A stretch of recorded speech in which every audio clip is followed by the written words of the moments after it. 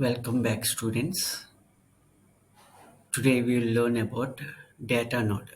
In the last class, we have studied about name node. Today we will continue with data node. Data node, it contains the actual data in the form of blocks. Each slave machine in the cluster have more than one data node daemon to read and write HDFS blocks of actual files on local file system. When a file is given for a name node, then it breaks into chunks, makes into blocks, and that is sent to the data node.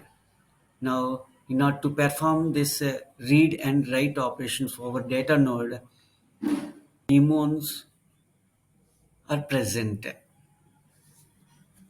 and there are more than one daemons on each data node to perform read write operations on that local system data node.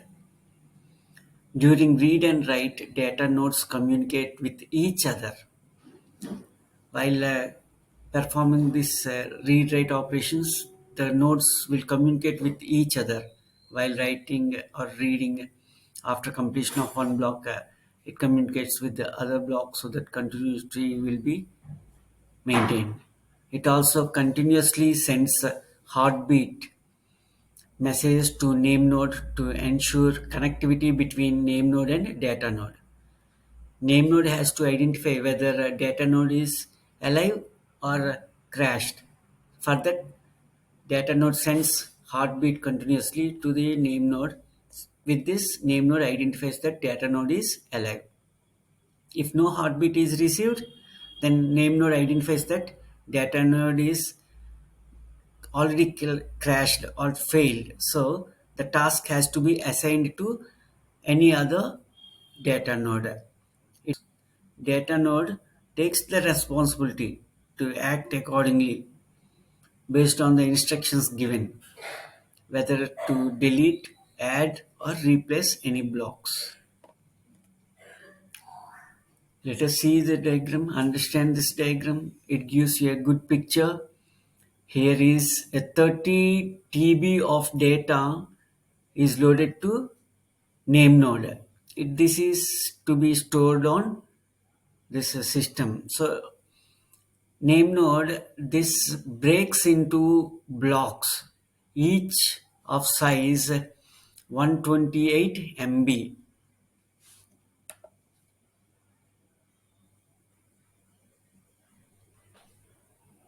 Each block size is 128 MB. So name node breaks this 30 DB file into blocks, each block of 128 MB, and these are saved over data nodes.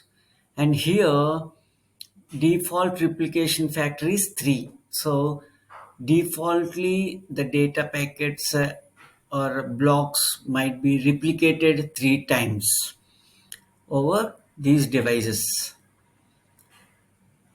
Blocks are then replaced among the data nodes. See, after breaking them into blocks, they are replaced into data nodes. So this is how the data which is sent to name node will be broken into blocks and saved on data nodes. Let us see Hadoop's architecture here. HDFS, if you consider this name node,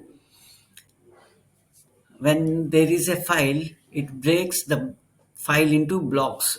Here, block A and block B, it made into two pieces, and this is A is stored on data node 2 and data node 3. Block B is stored on data node 1 and data node 3. Now, when a client wants some data, requests for data, then Hadoop file system it acquires all the information from a name node regarding how many blocks is it made and on which data nodes is it saved. It communicates with the respective data nodes to acquire that data. Here, block A is stored on data node 2 and 3, B is stored on data node 1 and 3. So, to get A and B, if we consider any two of these nodes is sufficient. 1 and 2, we get A and B. So, communicating with the data node 3 is not necessary here. So, this is how it executes. Secondary name node. After a name node, data node, we look into secondary name node. Secondary name node is same like a name node. So secondary name node takes a snapshot of HDFS metadata at intervals specified in the Hadoop configuration. This is same like name node, but a duplicate is created. What happens is here, at a certain interval of time, snapshot is taken and stored on the secondary name node. Snapshot for name node is taken and stored on secondary name node, so that if at any case name node fails, then we can use secondary name node as name node. So you don't lose any information over there. Memory is same for secondary name node as name node.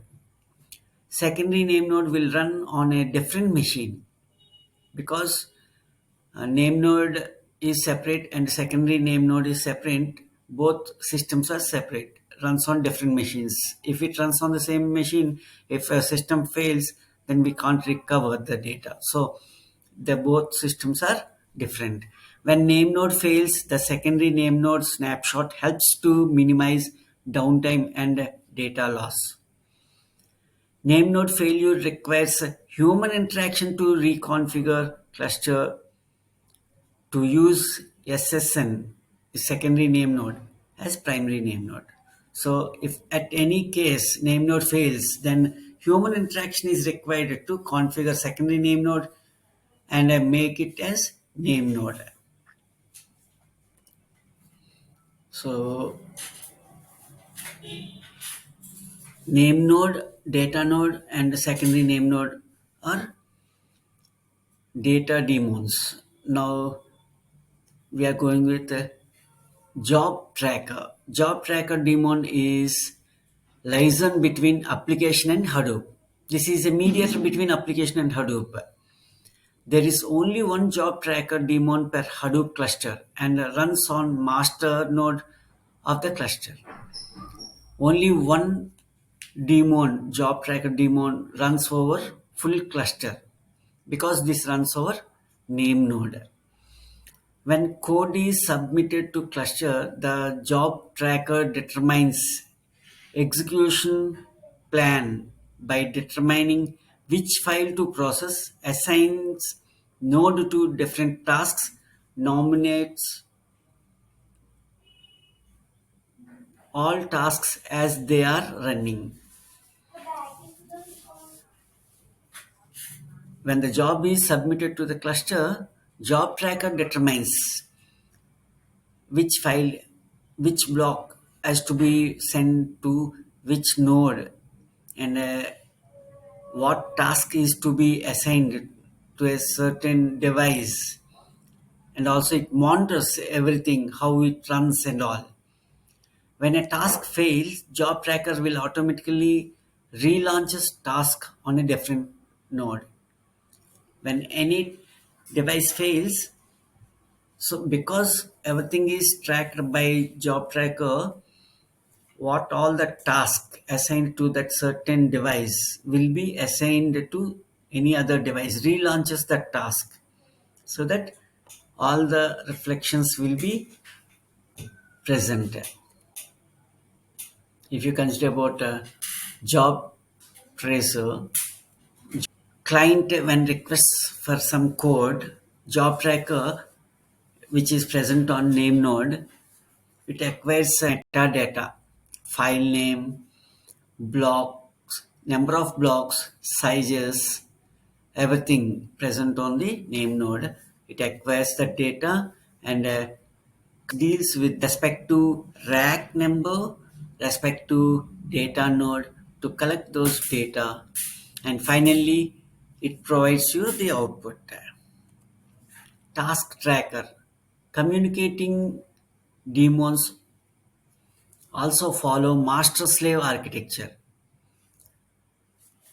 Here, job tracker acts as master and a task tracker acts as slave. So, job tracker is master overseeing overall executions of map reducer jobs. Task tracker manages execution of individual tasks on each slave node. So, on each data node, we have task tracker, each and every data node. And this manages on that certain device all the tasks. Each task tracker is responsible for executing individual tasks that the job tracker assigns.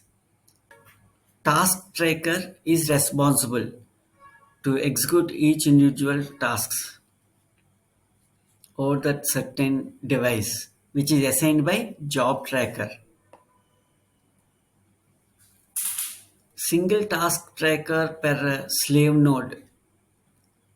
Each task tracker can span multiple JVMs to handle many, creating multiple JVMs, Java Virtual Machines, so that it can perform multiple mapping or reducing tasks in parallel.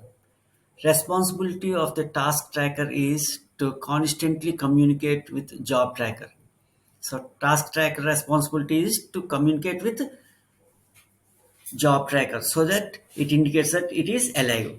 If job tracker fails to receive a heartbeat from the task tracker within a specific amount of time, it will assume task tracker has crashed and will resubmit the corresponding task to other nodes in the cluster.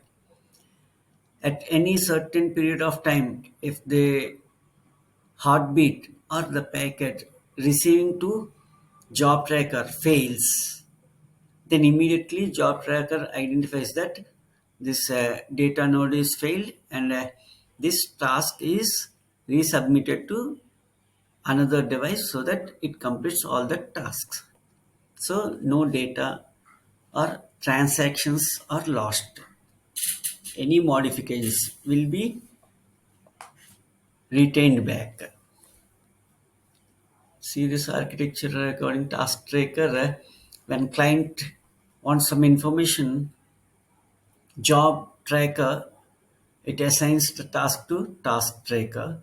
Task tracker it either maps or reduces.